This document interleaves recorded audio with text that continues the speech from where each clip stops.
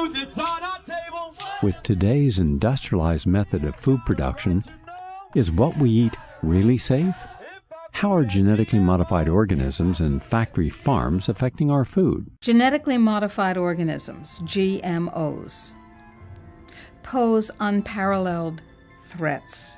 Nothing like them has ever existed in the entire course of life on this planet. The campaign of ignorance that is currently being waged by the FDA is so insidious that the FDA actively opposes the honest labeling of genetically modified foods. Every single independent study conducted on the impact of genetically modified food shows that it damages organs, it causes infertility, it causes immune system failure, it causes holes in the GI tract, it causes multiple organ system failure when it's eaten. It causes a variety of changes, some of which we can't even guess at, as new proteins are coded for by the altered DNA that we've never seen before. We are playing with genetic fire. Genetic engineering is a process where scientists take genes from one species and force it into the DNA of other species. Even though there's been very little study on the health dangers, there's been sufficient evidence of harm to cause the American Academy of Environmental Medicine to say all doctors should prescribe non-GMO diets to everyone. They say that the animal feeding studies link GMOs to reproductive problems, immune system problems, accelerated aging, organ damage, gastrointestinal distress, dysfunctional regulation of cholesterol and insulin, to name a few.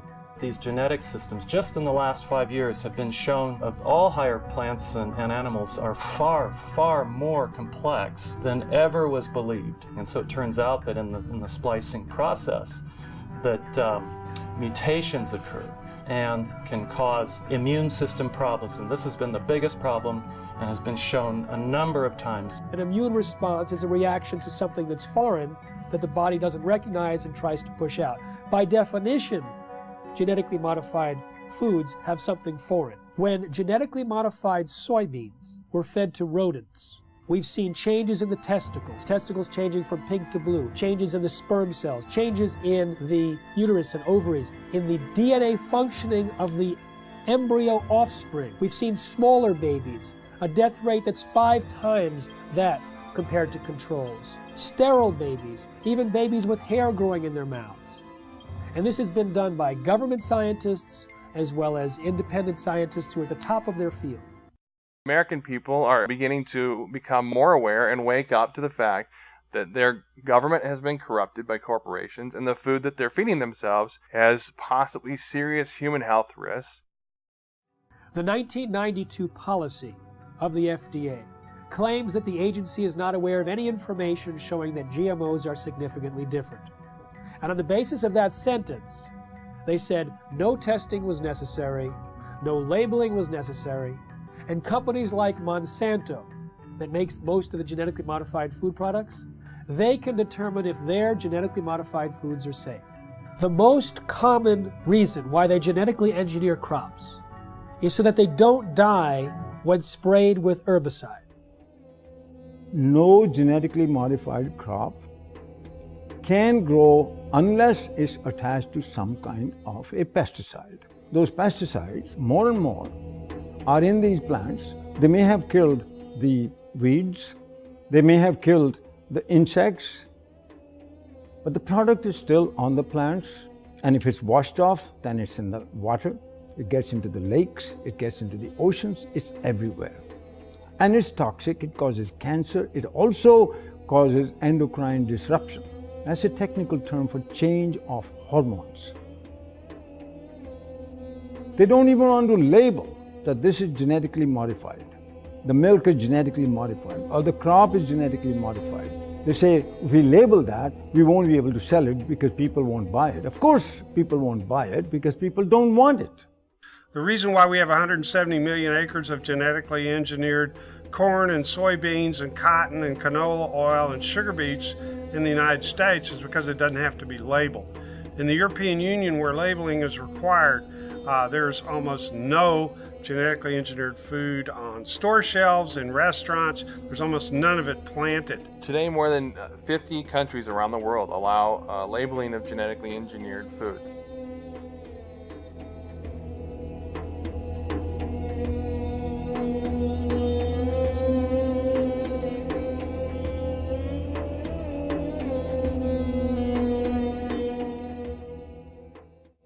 The FDA came out with its infamous policy stating that genetically engineered foods are substantially equivalent to non-genetically engineered foods. The person in charge of labeling policy at that time was Michael Taylor, who had previously worked as an attorney and lobbyist for Monsanto. After Taylor left the FDA in the early 90s, he went back to Monsanto and then came back to the FDA. The FDA has argued at Codex meetings that the average consumer is too ignorant to recognize the difference between a GMO-labeled food and a non-GMO labeled food, and they'd make the wrong choice. And that's their stated reason for opposing GMO labeling. The UN Food Safety Standards Setting Organization that's jointly run by the World Health Organization and the Food and Agriculture Organization, that's called Codex Alimentarius. There was an 8-year process where all the countries in the world came together and talked about whether there should be safety assessments for genetically engineered crops, genetically engineered animals, and genetically engineered microorganisms. We went to all these meetings over 8 years. There's now global agreement that there should be required safety testing for these crops before they come on the market. And you know what? The U.S. does not require that. The FDA and the USDA, who helped lead the charge for these new food safety bills, there's nothing in those bills to protect you. It's there to protect the genetic engineering industry. And unfortunately, if we don't stop this, you won't see organic farmers. The laws in the bills currently are so strict, so arbitrary, that if you are a small organic farmer, you can't meet their requirements for safety. As a result, you'll go out of business. As the chemical seed package has spread, and now with genetically engineered seed that originally was free in India because it belonged to the farmers, or was low cost because it was released from the public sector universities that did seed breeding. In the genetic engineering revolution, these seeds are now patented property of one corporation called Monsanto. Cotton seed used to cost 5 rupees, 7 rupees a kilogram. When Monsanto entered with its BT cotton, it shot the price up to 3,600 rupees a kilogram for seed. The U.S. government was forced to spend $3 to $5 billion per year to prop up the prices of the GM crops that no one else wanted. The White House decided to fast-track biotechnology because they thought it would increase U.S. exports and U.S. domination of the food supply. But the opposite happened. And so the U.S. government was forced to spend $3 to $5 billion per year to prop up the prices of the GM crops that no one else wanted. So instead of admitting that they were a failure and withdrawing them, they've been trying to push open the markets, bullying other countries. George Bush filed a lawsuit essentially with the World Trade Organization against Europe, saying that their rejection of genetically modified foods was an illegal trade barrier. We know from WikiLeaks that the entire State Department apparatus has been used to try and push GMOs into other countries. In fact, the U.S. ambassador to France suggested that the United States create a hit list to retaliate against those players in Europe that were rejecting GMOs. Over and over again, the U.S. government has proved that their agenda is to promote biotechnology at any cost. The GMO standards are being passed at the Codex level because, frankly, through lies. They're telling them that they're safe crops, that they're safe food products. They don't need to be labeled. We've been fighting for years to get mandatory labeling of GMO foods.